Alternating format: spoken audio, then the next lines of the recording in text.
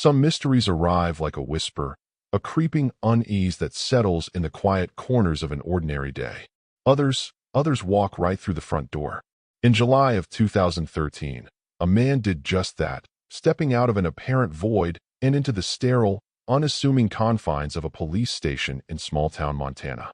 He looked confused, deeply so, as if he'd woken up in a world that was no longer his.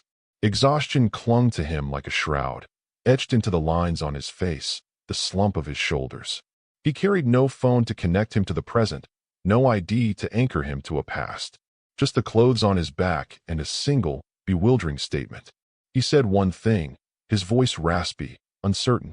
"I'm here to report a missing person." When the officer at the desk, a man accustomed to lost dogs and minor disputes, asked the inevitable question, "Who was missing?" the man paused, a flicker of profound bewilderment crossing his features, and then he replied, the words hanging heavy in the quiet morning air. "Me." This is the story of Thomas Raines, a name that would soon become synonymous with an impossible paradox. The man who filed his own missing person report, an agonizing 10 years after he officially died. The date was July 3, 2013. Dawn was just beginning to bleed its pale light over the sleepy, unassuming town of Hollow Creek, Montana, population roughly 1,400 souls, give or take a few. It was the kind of place where everyone knew everyone else's business, or thought they did, where the most exciting event of the week was typically the Friday night high school football game in the fall, or perhaps a rogue moose wandering down Main Street. The Hollow Creek Police Department, a modest, single-story brick building, was a bastion of this perceived tranquility. At precisely 6:42 a.m., as the first rays of sun began to paint the dusty Venetian blinds of the station's front windows, the automatic doors hissed open. Sergeant Frank Miller, a man whose 25 years on the force had weathered him like an old oak, looked up from his lukewarm coffee and the crossword puzzle that was proving more resilient than any perpetrator he'd chased in years. He wasn't expecting company. Not at this hour. Not unless it was young Jimmy Saperstein delivering the morning papers with his usual off-key whistle. But it wasn't Jimmy. The man who stood silhouetted against the bright morning light was a stranger. He wore a faded blue parka, unseasonably warm for July, even in Montana, and a pair of heavy, dust-caked work boots that looked like they'd traversed 1,000 desolate miles.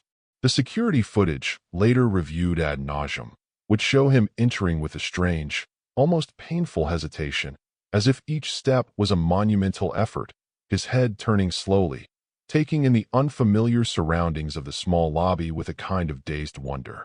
Then, with a sudden, jerky resolve, he walked directly to the front desk, his boots leaving faint, dusty imprints on the freshly mopped linoleum. Sergeant Miller squinted. The man looked ravaged. His face was gaunt, shadowed by several days' worth of stubble, his eyes holding a haunted, hollow look that Miller had seen before, usually in shell-shocked soldiers or long-term trauma victims. He carried nothing, no wallet clutched in his hand, no phone peeking from a pocket, no identification visible anywhere. "Morning," Miller said, his voice gruff but not unkind. He put down his pen. "Something I can do for you, friend?" The man blinked slowly, as if Miller's words were traveling a vast distance to reach him. His lips moved, but no sound came out at first. He swallowed, a dry, rasping sound. I need to report someone," he finally managed, his voice a low, cracked whisper. "All right," Miller said, reaching for a standard incident report form. "Happens. Who's the party you're looking to report?" He expected a runaway teen, a spouse who hadn't come home, maybe a stolen lawnmower. Hollow Creek wasn't exactly a hotbed of major crime. The man's brow furrowed in evident confusion. He looked down at his own hands, then back up at Miller, his gaze distant, unfocused. "He's missing, I think." "Okay. Name of the missing person?"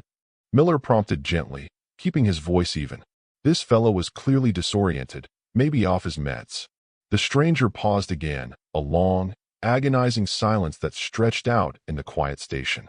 The only sounds were the hum of the fluorescent lights and the distant clatter of a coffee machine from the break room. Miller waited patiently. He'd learned that pushing someone in this state usually backfired. Finally, the man lifted his head, his eyes, though clouded with an inexplicable sorrow, meeting Miller's. Me, he said, the single word delivered with a strange, almost childlike simplicity. I'm the one who's missing. Miller's pen froze halfway to the paper. He stared at the man. You're reporting yourself missing? The man nodded slowly, a flicker of something unreadable in his eyes. My name is Thomas Raines, he stated, his voice a little stronger now, as if saying the name out loud had anchored him slightly. And I think I've been missing for a while. He swayed slightly, and Miller noticed the deep, almost painful exhaustion etched into every line of his face. I haven't eaten. I don't know, 2 days, maybe more. And the date. I don't know what today is. Sergeant Miller had dealt with his share of oddballs, drunks, and people wrestling with profound mental health crises over the years. But this was different. There was no smell of alcohol on the man, no telltale signs of drug use. Just a deep, pervasive sense of disorientation and a calm, almost detached delivery of an utterly bizarre claim. Okay, Mr. Raines, Miller said, his training kicking in. Keep him calm. Get the details. Why don't you have a seat right there, and I'll get Detective Warren. He handles these kinds of things. He gestured to a hard plastic chair near the desk. He wasn't about to let this man wander off until he figured out what was going on. Detective Michael Warren was young, sharp, and ambitious, a city detective's mind somewhat wasted on the gentle pace of Hollow Creek, or so he sometimes felt. He arrived a few minutes later, a cup of coffee in hand, his expression neutral as Miller quickly filled him in. Warren's initial assessment of Thomas Raines was much the same as Miller's, a man profoundly lost, possibly suffering from amnesia or a fugue state. Mr. Raines, Warren began, his voice calm and professional, pulling up a chair opposite the man. I'm Detective Warren. Sergeant Miller tells me you believe you're a missing person. Can you tell me a bit more about that? Thomas Raines looked at Warren, his eyes slowly focusing. He repeated his story, the sparse, disconnected details tumbling out in a low monotone. His name, the feeling of being missing, the hunger, the lost time. He offered no explanation, no embellishment, just the raw, unsettling facts as he perceived them. And you don't have any identification on you, Mr. Raines? Warren asked. No driver's license, wallet, phone? Raines shook his head slowly. No, nothing. Just these. He gestured to his faded parka and dusty boots. Warren made a note. Okay, Thomas. We're going to try and help you figure this out. Despite the strangeness of the situation, there was something compelling about Raines's quiet desperation, something that made Warren take the claim seriously, at least enough to run a check. I'm going to take your details, run your name through the system, see what comes up. We'll get you some water, maybe something to eat. He took down Thomas Raines's stated name and asked for a date of birth. Raines hesitated, his brow furrowed in concentration. 1971, he finally said. I think. October. Warren typed the information into the national database, adding a query for missing persons. The system word. Miller watched over his shoulder, a skeptical but curious frown on his face. The initial search for Thomas Raines, born circa 1971, missing person, yielded hundreds of results across the country, none immediately flagging as a match for the man sitting before them. Can you give me your fingerprints, Thomas? Warren asked, pulling out an ink pad and a standard fingerprint card. It might help us narrow things down if you're in any system. Raines complied without protest, his movements slow, almost mechanical.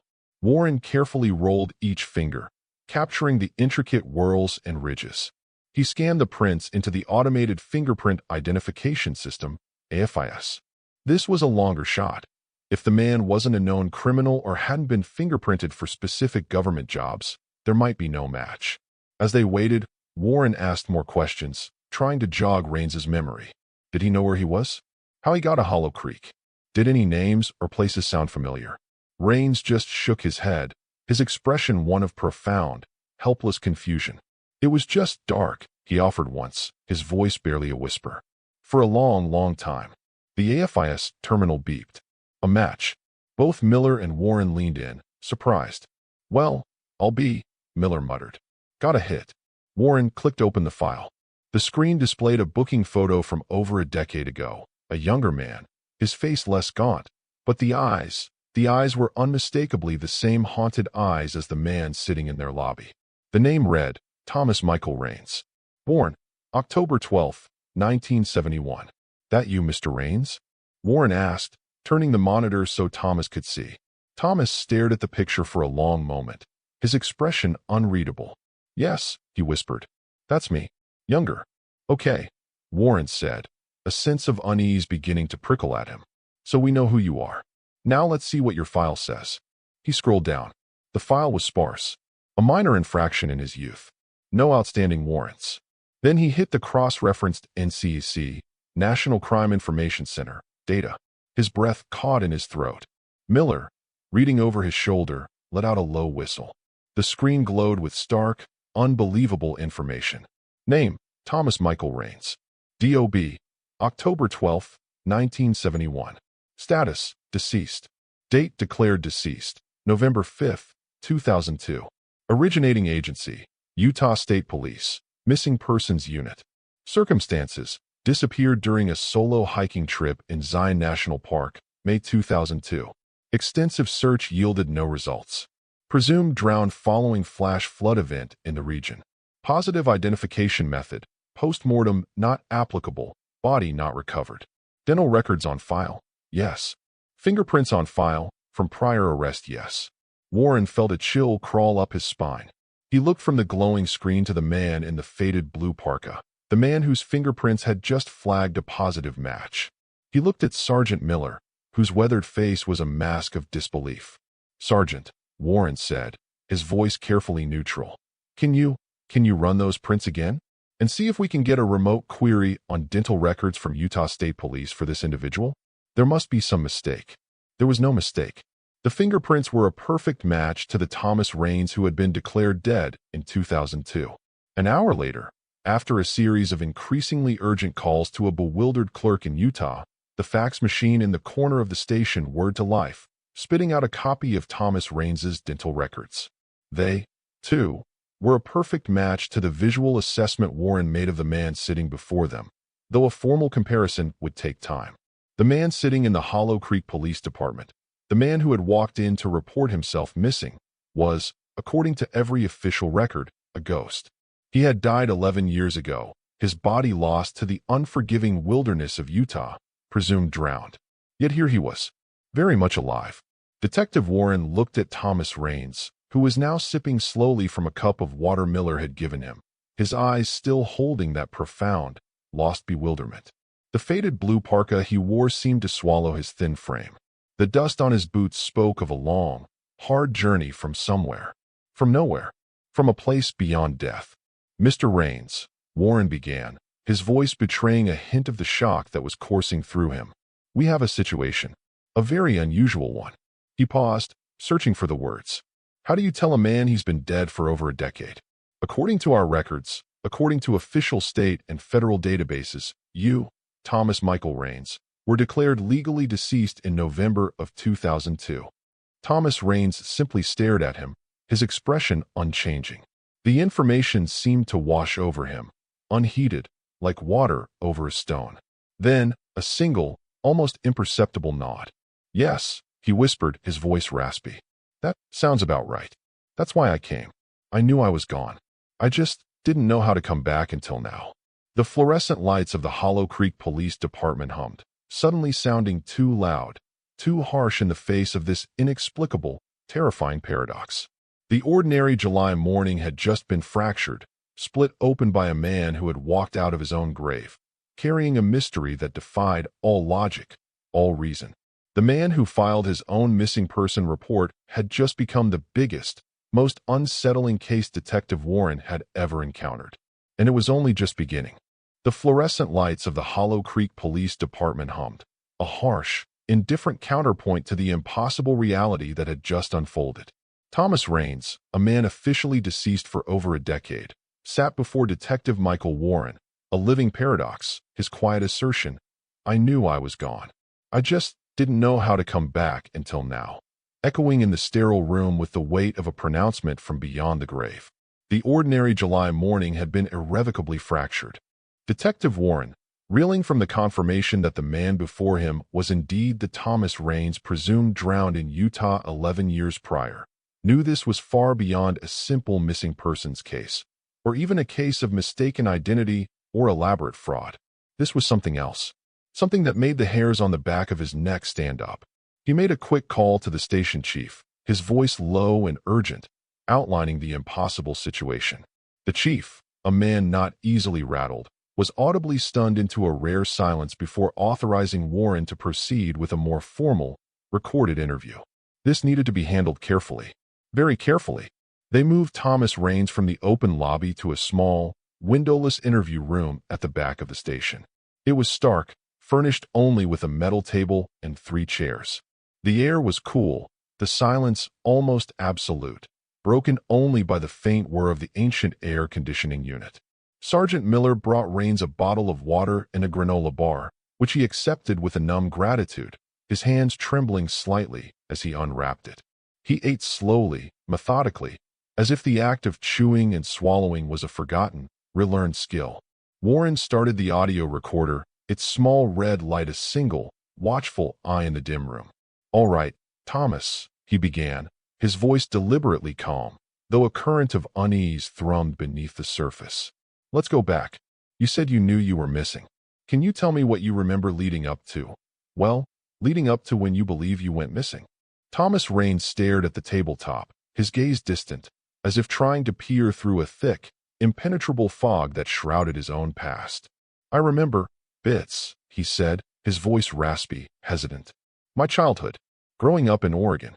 My mother's name was Eleanor. She liked to bake apple pies." A faint, ghost of a smile touched his lips, then vanished as quickly as it came. "I remember the street I grew up on. Elm Street. Cliched, I know." "That's good, Thomas," Warren encouraged gently. "What else? School? Work? Friends?" Raines nodded slowly. "School, yes. I think I went to college. Studied geology, maybe? Or something with rocks. I liked the outdoors. Hiking. Camping." His eyes flickered with a brief spark of recognition, then clouded over again. That's where it gets hazy." "The hiking trip in Utah," Warren prompted, treading carefully. "May 2002. Do you remember that?" Thomas frowned, a deep line appearing between his brows. He pressed his fingers to his temples, as if trying to physically force the memories to surface. "Utah, yes.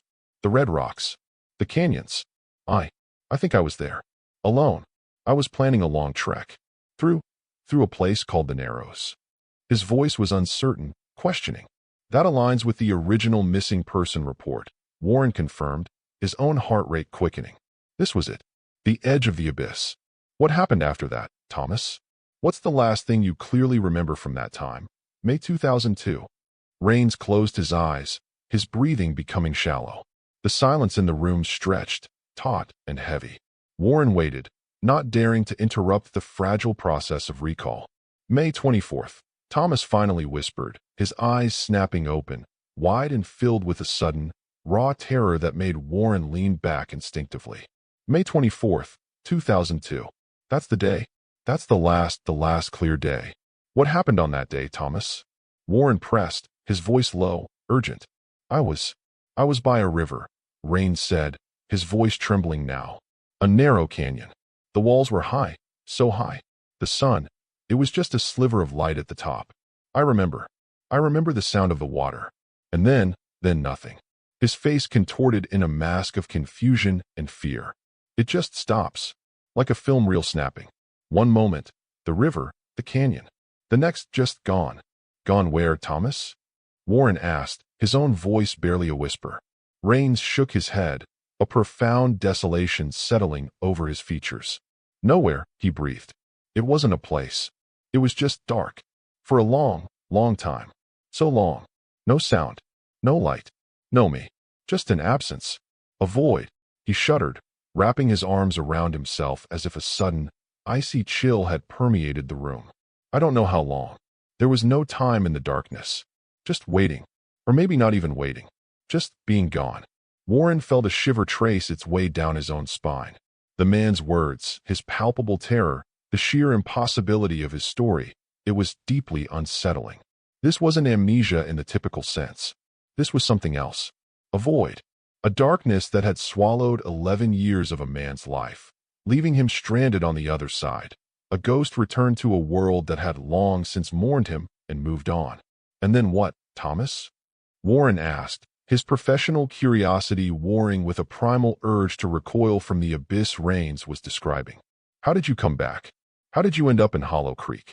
Rains looked at him, his eyes filled with a helpless, childlike confusion. I don't know, he whispered. I just woke up. Yesterday, I think. Or the day before. I was by a road. A highway. Trees everywhere. Cold. So cold. He gestured to his faded blue parka. It was just there. Beside me. And these boots. He looked down at his dusty, worn footwear. I don't remember putting them on. I just had them. He paused, his brow furrowing again as if a new, unexpected memory was surfacing. He reached a trembling hand into the deep inner pocket of the parka. His fingers fumbled, then closed around something. Slowly, he withdrew his hand. Resting on his palm was a standard, clear plastic cassette tape. The kind that had been ubiquitous in the 80s and 90s. Now a relic of a bygone era. It was unlabeled. This, Thomas Rains said, his voice barely audible, holding out the tape to Warren. I found this in my pocket when I woke up. I don't know what it is. I don't remember having it before. Warren took the cassette, his own fingers surprisingly unsteady. It felt cold to the touch, strangely inert. A cassette tape. In 2013.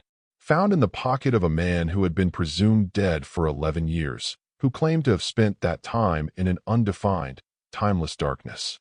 The incongruity of it, the sheer anachronistic oddness, sent another wave of unease through him. Have you tried to play it? Warren asked. Rains shook his head. No, I haven't seen a machine that could play this in years. I wouldn't even know how. His gaze was fixed on the tape in Warren's hand, a mixture of fear and a strange, hesitant curiosity in his eyes. Sergeant Miller. Warren called out, his voice louder than he intended, making both Miller and Rains jump slightly. Miller appeared at the doorway almost instantly, his expression questioning. Frank, do we still have that old boombox in evidence lockup? The one from the Henderson burglary case back in '03. Miller frowned in thought. Yeah, I think so. The one with the dual cassette deck? Thing probably hasn't been touched in a decade. You think it still works? We're about to find out, Warren said. A grin set to his jaw. Bring it in. And an evidence bag for this. He held up the cassette tape. A few minutes later, the dusty, dinosaur-era boombox sat on the metal interview table. Miller managed to find some batteries that still held a charge. The air in the small room was thick with anticipation, with a sense of impending revelation, or perhaps, deeper confusion. Warren, after carefully placing the original tape in an evidence bag, had made a quick copy onto a blank cassette from Miller's ancient desk drawer, a precaution just in case. He inserted the copy into the boombox. Thomas Rains watched, his hands clasped tightly in his lap, his breathing shallow. Warren pressed the play button. The speakers crackled with static for a moment, then a sound emerged. A voice, male, but distorted, as if recorded through layers of interference, or perhaps deliberately altered. It was flat, emotionless, almost mechanical in its cadence. Subject designation, Rains, Thomas Michael. Project codename, Lazarus Gait. Date of initial extraction, May 24, 2002. Location, Zion National Park, Utah Sector 7. Operative team, Delta 9. Extraction method, subdermal tranquilizer dart, airborne sedative dispersal. Subject vital signs at extraction, pulse 78, respiration 16, core temperature 37.1 Celsius. Subject transported to holding facility Gamma Prime. Arrival 4:17 hours, May 25, 2002. Warren and Miller exchanged a stunned, disbelieving look. Thomas Rains had gone rigid, his eyes fixed on the tape player, his face ashen. The voice on the tape was narrating, in chillingly precise detail, the events of his own disappearance, events he himself couldn't remember. Lazarus Gait. Miller mouthed silently, his eyes wide. The distorted voice continued, its monotone unwavering. Initial processing, standard memory suppression protocol.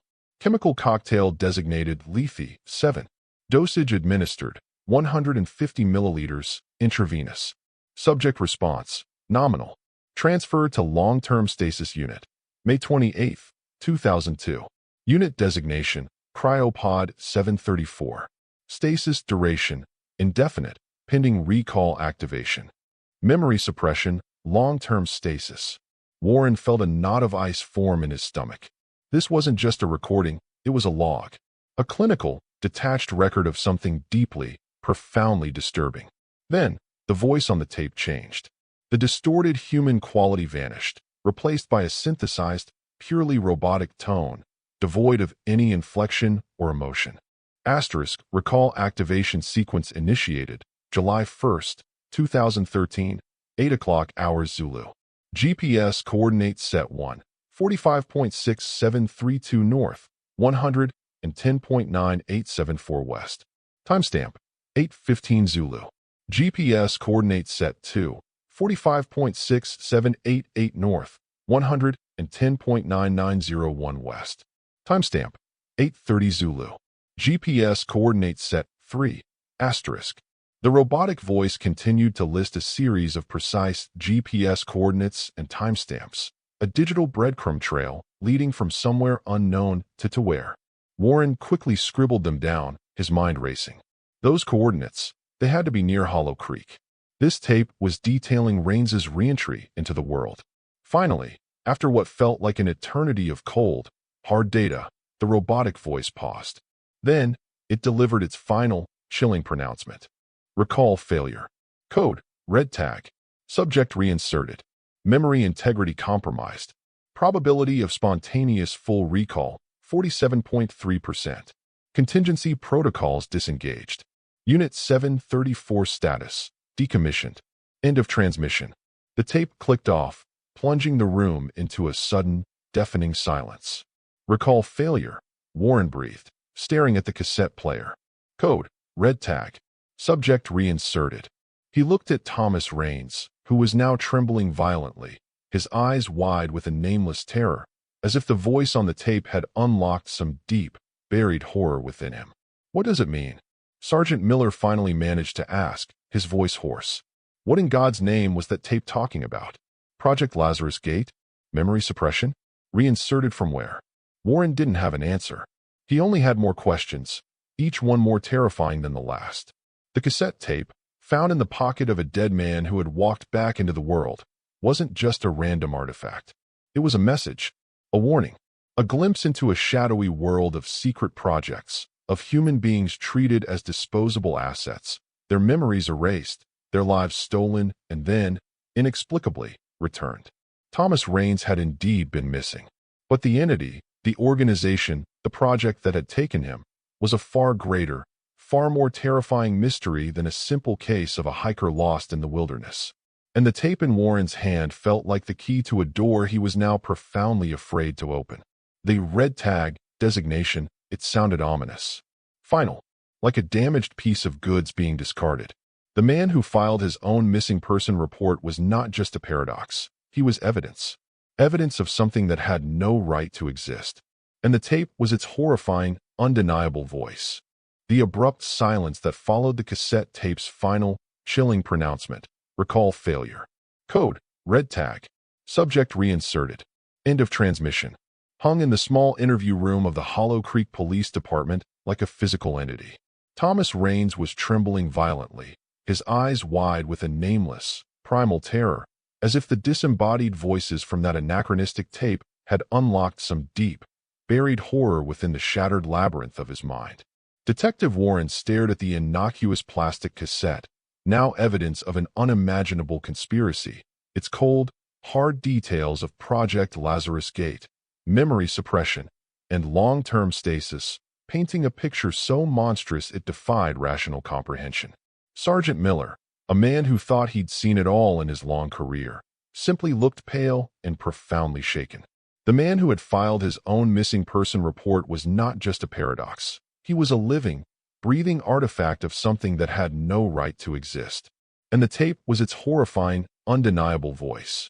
Detective Warren knew, with a certainty that chilled him to the bone, that this was far beyond the capabilities or jurisdiction of the Hollow Creek Police Department. Project Lazarus Gait. Cryo-Pod 734. Recall failure. Code red tag. These were not terms from any standard law enforcement lexicon. This was something else. Something federal. Or deeper. His call to the regional FBI field office in Helena was met initially with polite skepticism. Then, As Warren relayed the impossible details, the deceased man, the matching prints, the contents of the cassette tape, a palpable shift in tone. The duty agent on the other end of the line, a man named Erickson, asked him to repeat the project code name and the red tag designation several times, his voice growing tighter, more guarded with each repetition. Within 2 hours, a sleek, black sedan with government plates, conspicuously out of place in the dusty streets of Hollow Creek, pulled up outside the station. 2 men emerged, both dressed in dark, impeccably tailored suits that seemed to absorb the Montana sunlight. They introduced themselves as Special Agent Davies and Special Agent Thorne. They were polite, professional, but their eyes were like chips of ice, missing nothing, betraying nothing. They didn't offer much in the way of explanation, only stating they were there to assist with a sensitive and unusual case.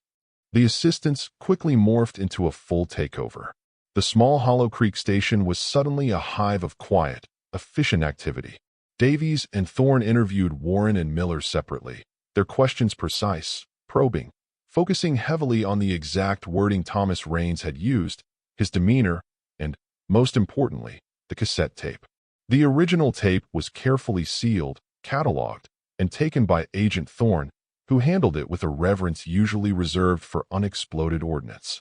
Warren's copy was also confiscated. "This is now a federal matter, Detective Warren," Agent Davies stated, his voice smooth but leaving no room for argument. "Due to the unique and potentially classified nature of certain elements involved, all further investigation will be handled by our office. We appreciate your diligence in bringing Mr. Raines in and securing the initial evidence." Thomas Raines himself was treated with a strange mixture of clinical detachment and intense scrutiny. A medical team, arriving with Davies and Thorne, conducted a thorough physical examination in a cordoned-off section of the station. They drew blood, took tissue samples, their movements efficient, almost impersonal. Raines endured it all with a kind of numb passivity, his eyes still holding that distant, haunted look. He was no longer Thomas Raines, the man who had reported himself missing. He was the subject, an anomaly to be studied, a problem to be managed. "Where are you taking him?" Warren asked Agent Davies, as 2 stern-faced paramedics, clearly not local, prepared to escort Raines out. "Mr. Raines will be transported to a secure medical facility for further evaluation and care," Davies replied, his expression unreadable. "Given his disorientation and the complexities of his situation, it's the best course of action. For his own well-being."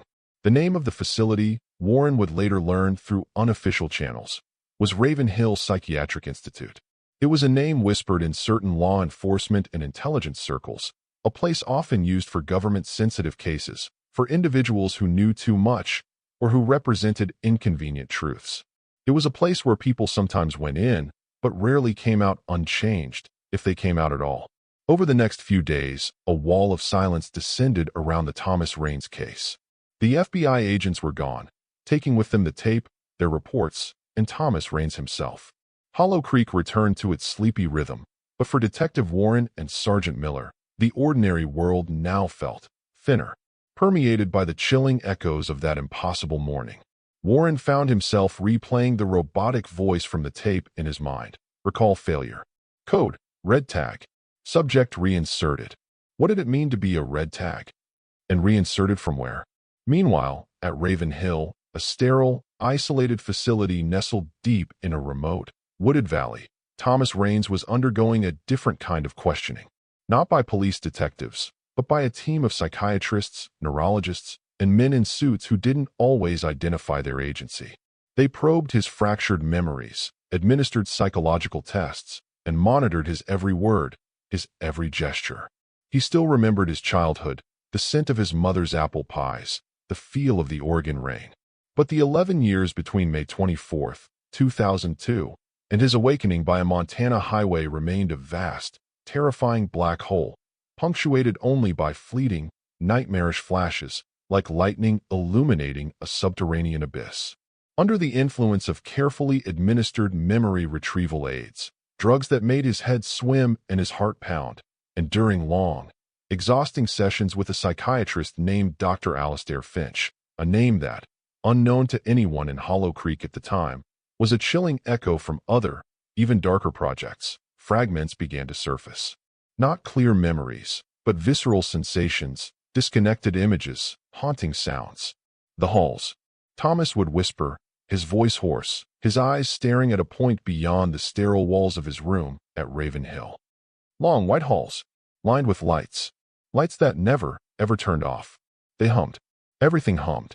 What else do you see in these halls, Thomas? Dr. Finch would ask, his voice a calm, almost hypnotic baritone, his eyes, magnified by thick-lensed glasses, missing nothing. Doors, Thomas would reply, his breath catching. So many doors. Identical. And labels. Small, black labels. A14. B2. See something. I can't read them all. His hand would clench, his knuckles white. And one door was different. It was red. A deep, blood red. There was a feeling from that door. Cold. So cold. He spoke of a constant, low hum, not like the fluorescent lights of the police station, but deeper, more resonant, like massive machines breathing in the earth beneath him. He remembered the feeling of being moved, not walking, but transported. Smoothly, silently, on gurneys, perhaps, or something else. He recalled the sting of needles, the cool rush of unknown substances entering his veins, followed by periods of profound disorientation, of his thoughts becoming slippery, ungraspable. And the voices, not the distorted voice from the cassette tape, but other voices. Sometimes calm, clinical, giving instructions. Sometimes harsh, impatient. One phrase, in particular, echoed in his fragmented recollections, delivered in a monotone, devoid of emotion. Stay still or be recycled. Recycled? Dr. Finch would prompt, his pen scratching across his notepad. What does that mean to you, Thomas? Recycled? Thomas would shake his head, a look of profound dread crossing his face. I don't know, but the feeling it was finality, oblivion, like being erased, more completely than the darkness. He also began to speak of others, not clearly seen, not directly interacted with, but sensed. Fleeting glimpses of other figures in identical drab clothing, their faces pale and emotionless, their eyes holding the same haunted, lost look as his own. There were others like me, he told Dr. Finch, his voice barely a whisper. In the halls, in the rooms where they did things. People who forgot who they were. But they remembered being moved, injected, erased. Sometimes I'd hear them, crying, or laughing.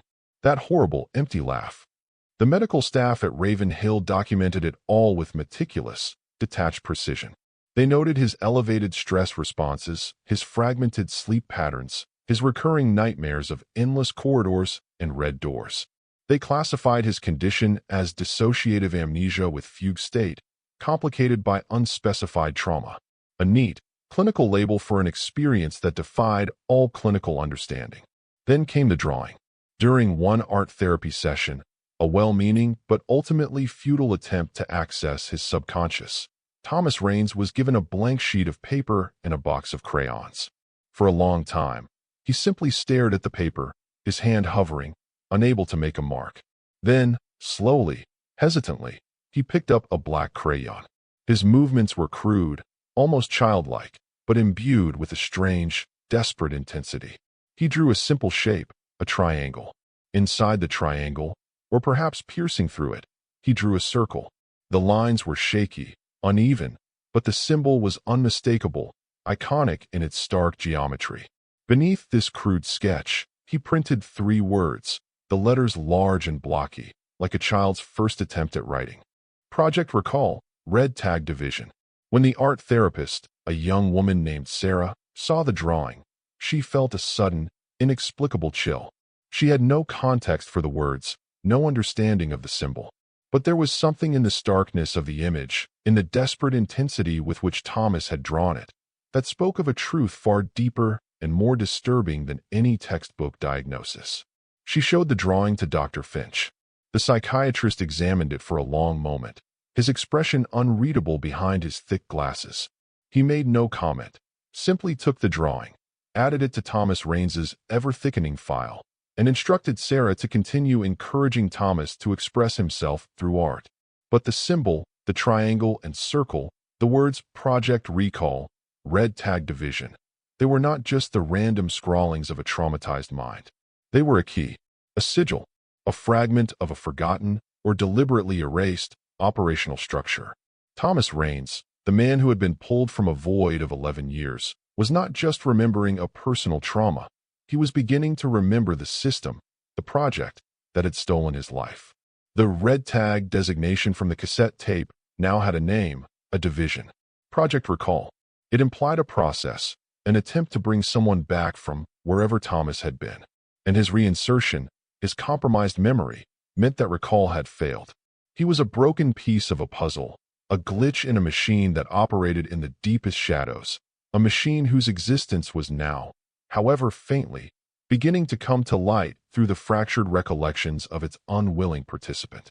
The man who had died in Utah and walked into a Montana police station was a living testament to its failure, and perhaps its ongoing, terrifying operations. The more Thomas Raines remembered, the more dangerous he became to the architects of that hidden world. And Raven Hill, for all its pretense of medical care, was beginning to feel less like a sanctuary and more like a meticulously managed cage. The crude drawing, a triangle pierced by a circle, underscored by the chilling words Project Recall, Red Tag Division, lay on Dr. Alastair Finch's polished desk at Raven Hill Psychiatric Institute like a declaration of war. Thomas Raines, the man who had walked out of an 11-year void, was not just a subject suffering from dissociative amnesia. He was a key, a broken cog from a machine so secret, so monstrous, that its mere existence was a threat. His fragmented memories of white halls, numbered doors, the constant hum, and the ominous red door were coalescing. The memory retrieval aids, the probing questions, the sterile environment of Raven Hill, all intended to catalog and perhaps contain him, were instead acting as a perverse catalyst. Thomas Raines was beginning to remember too much. And the more he remembered, the more the carefully constructed cage of Raven Hill felt less like a sanctuary and more like a countdown timer. The weeks following the creation of the drawing saw a subtle but palpable shift in the atmosphere at Raven Hill, at least in the secluded wing where Thomas Raines was housed. The memory retrieval aids became less frequent. Dr. Finch's sessions, while still regular, took on a more cautious tone. His calm, hypnotic baritone now seemed to guide Thomas away from certain emerging recollections, rather than encouraging their exploration. "The red door, Thomas," Dr. Finch would say, his gaze steady behind his thick-lensed glasses, when Raines's fragmented speech veered towards that particular, dread-inducing image. "You mentioned a feeling of coldness. Perhaps it was simply a refrigeration unit? Such facilities often have specialized storage." But Thomas was no longer so easily swayed. The fog in his mind, while still vast, was beginning to thin in patches, revealing glimpses of horrifying clarity. "No," Thomas would insist, his voice gaining a desperate strength that hadn't been there before. "It wasn't storage. It was the place of ending. Or changing. The ones who went in, they didn't come out the same. If they came out at all." He'd clutch his head, a look of profound anguish on his face.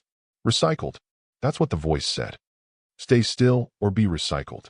The red door, that's where they recycled people." His nightmares intensified.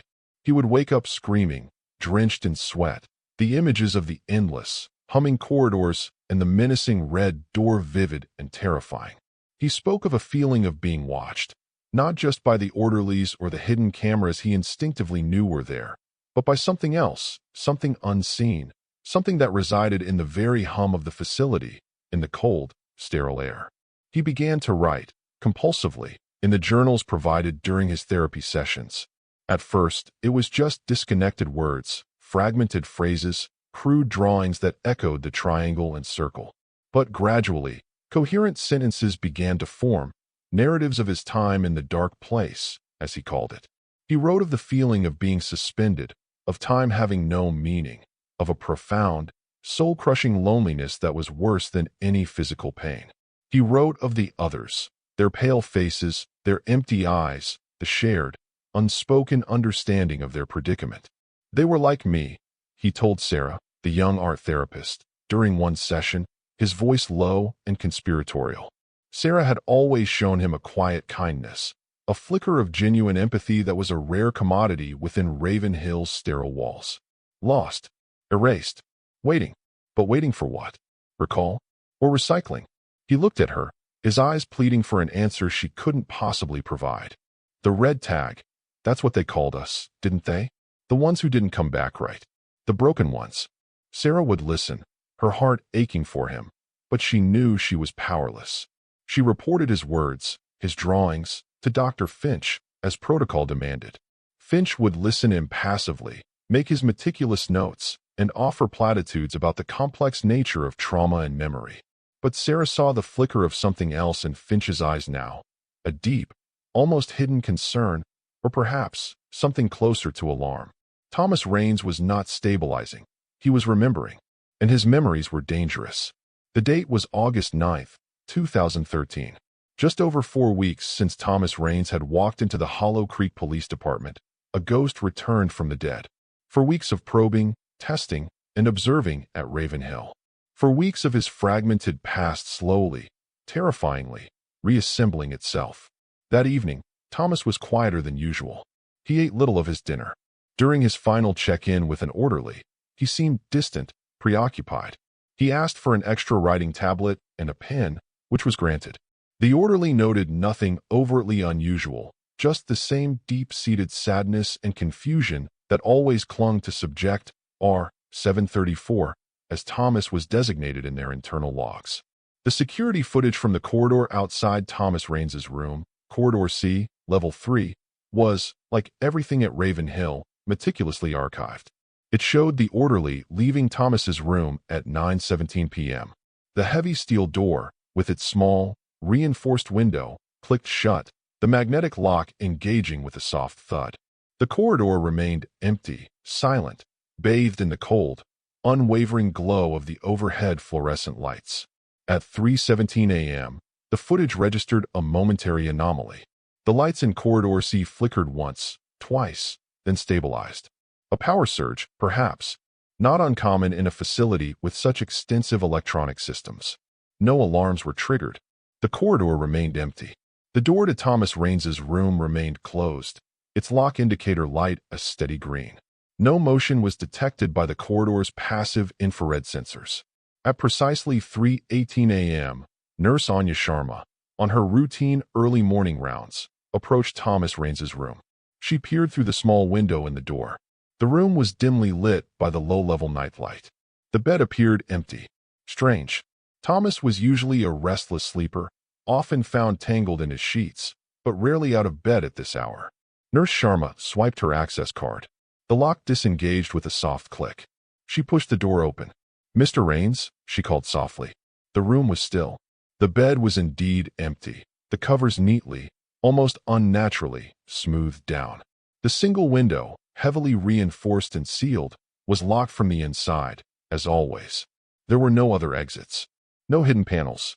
No way in or out except through the door she had just opened. Thomas Raines was gone. Vanished. As if he had simply evaporated into the sterile air of his secure room. Nurse Sharma's blood ran cold. She immediately hit the panic button on her belt, her voice trembling as she reported the situation to facility security.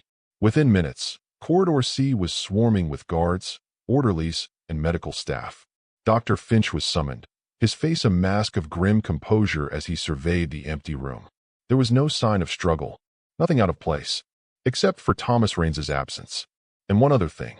On the small, bare table beside the neatly made bed lay a single page, torn from the journal Thomas had been so compulsively writing in. It was covered in his familiar, somewhat shaky handwriting. But the words were different. They were not the fragmented, confused ramblings of a man lost in amnesia. These words were clear, concise, and imbued with a chilling, terrifying certainty. Dr. Finch picked up the page, his hand surprisingly steady. He read the words aloud, his voice low and devoid of inflection, for the benefit of the facility director and the two grim-faced men in dark suits who had materialized as if from the very shadows of Ravenhill within an hour of Thomas's disappearance. "They told me I came back broken," Thomas Raines had written, "that I wasn't supposed to hold the memory, that the red tag meant I was a failure, a discard. But I do remember. I remember more every day, and I remember what the red light meant. I remember what was behind the red door." The note ended there. No signature. No further explanation. Just that final, ominous pronouncement. I remember what the red light meant. The search for Thomas Raines within Raven Hill was exhaustive, meticulous, and utterly futile. He was not in any other room, not in any corridor, not in any utility closet or ventilation shaft. He had vanished from a locked, sealed room on a secure floor of a high-security psychiatric facility, leaving behind only an empty bed and a cryptic, terrifying message. Later that week, the official story began to circulate. Raven Hill Psychiatric Institute was placed under a temporary federal quarantine due to a sudden, unspecified biohazard concern. Access was restricted. Staff were reassigned or placed on indefinite leave, bound by ironclad non-disclosure agreements. Within a month, the quarantine was lifted, only to be replaced by an announcement that Raven Hill was being permanently closed due to severe, irreparable structural damage discovered during the quarantine period. The sprawling, isolated facility, once a repository of so many dark secrets, was quietly, efficiently, and completely erased from operational existence. Its records were sealed, its staff scattered, its very name destined to become another whispered rumor in the clandestine world. And Thomas Raines? No official report of his second disappearance, his impossible vanishing act from Raven Hill, was ever filed. There was no APB, no missing persons bulletin circulated to law enforcement agencies. For the second time in his fractured existence, Thomas Raines was officially deleted from the world. The man who had walked into the Hollow Creek Police Department, a living paradox, had once again become a ghost, a phantom. But his final, written words lingered, a chilling testament to his brief, terrifying return. I remember what the red light meant. What horrors had he finally recalled from behind that crimson door? What truth had he glimpsed that necessitated his utter, silent, and impossible erasure? The architects of Project Recall, it seemed, had indeed deemed him a recall failure. But perhaps, in those final moments, in that locked room, Thomas Raines had achieved a different kind of recall, a recall of a truth so profound, so dangerous, that his continued existence, even within the walls of Raven Hill, could not be tolerated. He had come back broken, but he had left, remembered, and the silence surrounding his second vanishing was louder, more terrifying than any scream. The silence surrounding Thomas Raines's second vanishing was absolute, a masterclass in official erasure. Raven Hill Psychiatric Institute, once a repository of dark secrets and the stage for Raines's impossible return, was swiftly and efficiently dismantled, its records sealed, its staff scattered and bound by impenetrable non-disclosure agreements. The official narrative, if one could even call it that, was a curt dismissal, structural damage, and necessary closure. Thomas Raines, the man who had walked out of an 11-year grave only to evaporate from a locked room, became a ghost twice over, a phantom haunting the peripheries of a mystery no one in authority dared to acknowledge. His final, cryptic message, "I remember what the red light meant. I remember what was behind the red door," was swallowed by the same silence that had claimed him. Project Recall, it seemed, had successfully deleted its red tag, failure.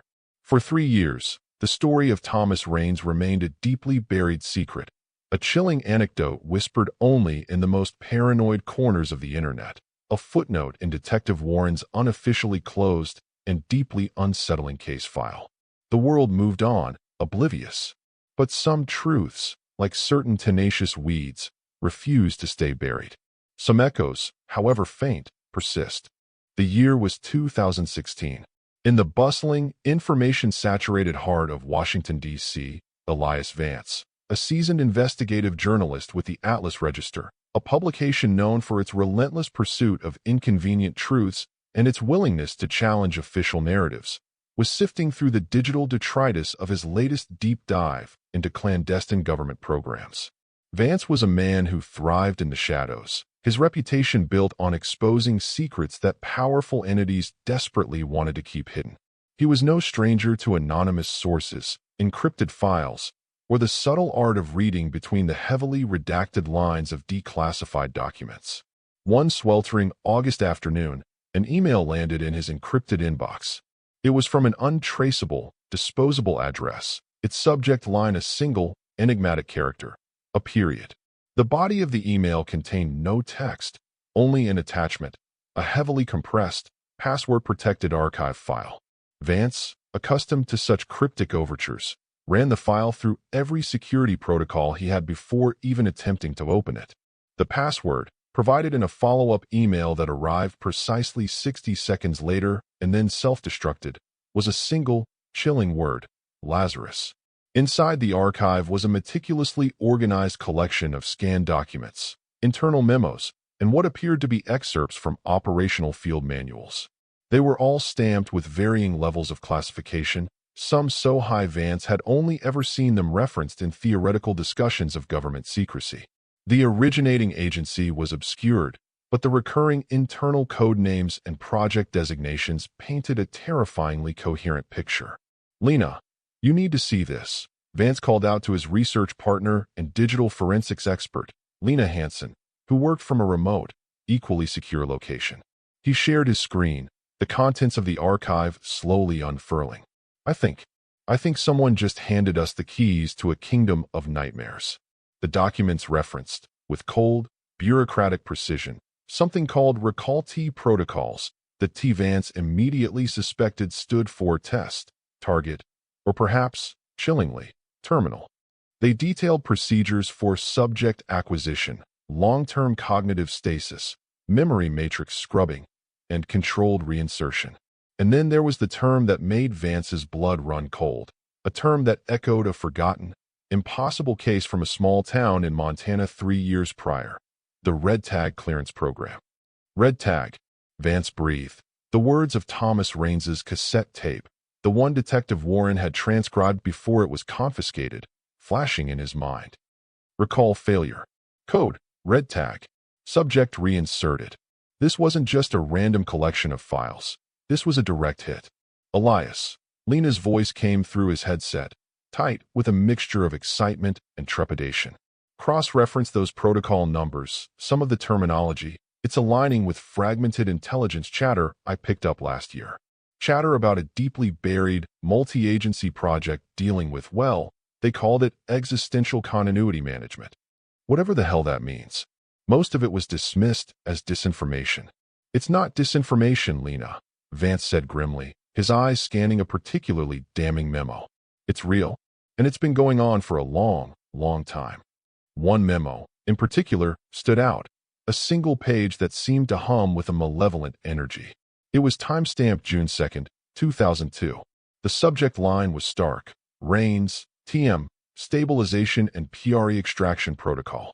Vance read it, his heart pounding against his ribs.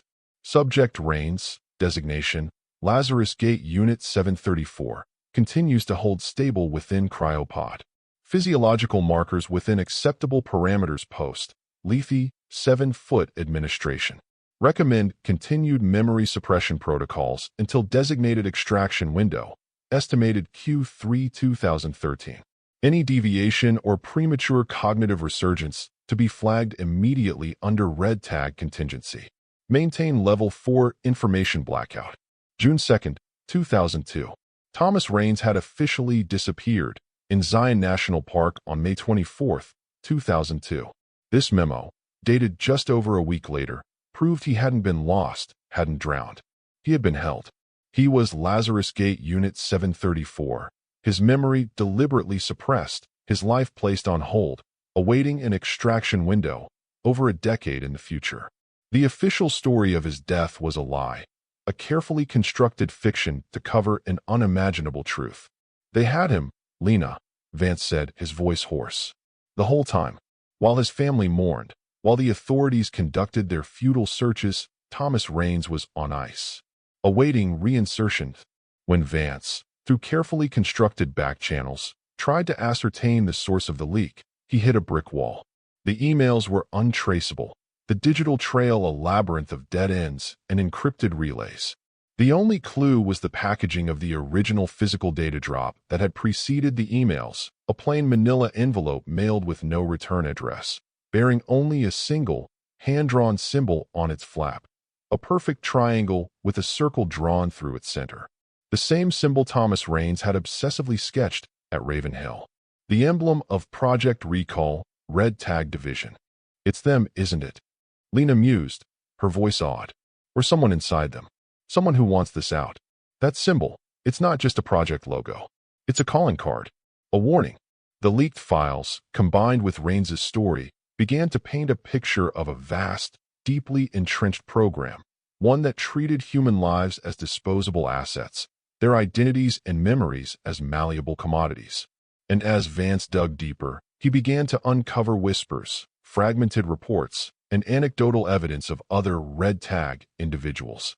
People who had appeared from nowhere, with no verifiable past, their fingerprints matching those of individuals long dead or vanished without a trace. People whose records conflicted wildly with the lives they claimed to remember, or, more often, the lives they couldn't remember at all.